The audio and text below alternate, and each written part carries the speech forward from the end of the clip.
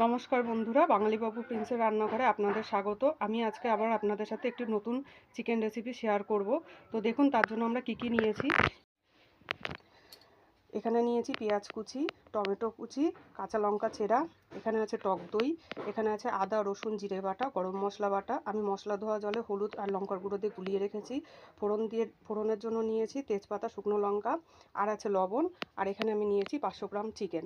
আমি প্রথমে চিকেনটা ম্যারিনেট করব। তো আধা ঘন্টা আমি রেস্টে রাখার পর আপনাদের সামনে ভিডিওতে ফিরে আসছি।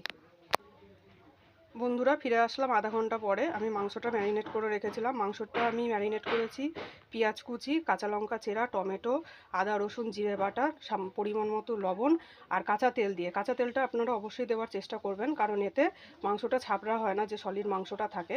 কারণ তেল দিলে সেই মাংসটার জল অ্যাবজর্ব করে না। তো আপনারা অবশ্যই তেলটা দেওয়ার চেষ্টা করবেন। তো এবার আমরা রান্না শুরু করব। বন্ধুরা, আমি কড়া বসিয়ে কড়ার মধ্যে তেল দিয়ে তেলটা গরম করে নিয়েছি। এবার আমি এর মধ্যে দিয়ে দিলাম ফোড়ন, তেজপাতা আর শুকনো লঙ্কা।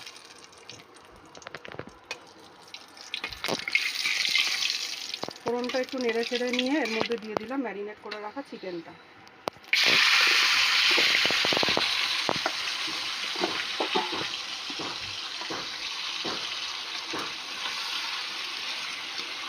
এবার আমি চিকেনটা এখানে একটু ভালো করে কষিয়ে নেব, যতক্ষণ না পেঁয়াজ রসুনের গন্ধটা যাচ্ছে। দেখুন বন্ধুরা, আমি চিকেনটা পুরো কষিয়ে নিয়েছি, ওপর থেকে তেলও ছাড়তে শুরু করেছে। এবার আমি যে মশলাটা গুলিয়ে রেখেছিলাম হলুদ আর লঙ্কার গুঁড়ো দিয়ে, সেটা আমি এখানে অ্যাড করে দিলাম। এটাকেও আমি ভালো করে কষিয়ে নেব।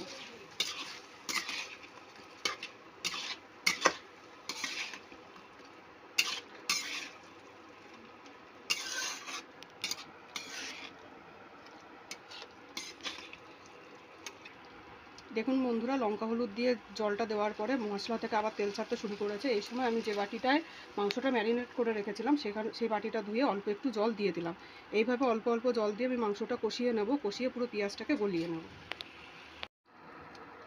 দেখুন বন্ধুরা, আমি অল্প অল্প করে জল দিয়ে কষিয়ে নিয়েছি মাংসটা। পেঁয়াজটাও আমার অনেকটা গলে গেছে, দেখে নিন।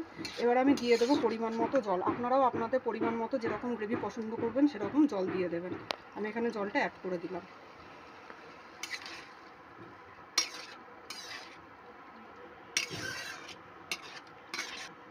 আমি এখানে অল্প লবণ অ্যাড করে দিলাম, আপনারা আপনাদের স্বাদ মতো লবণ অ্যাড করে নেবেন।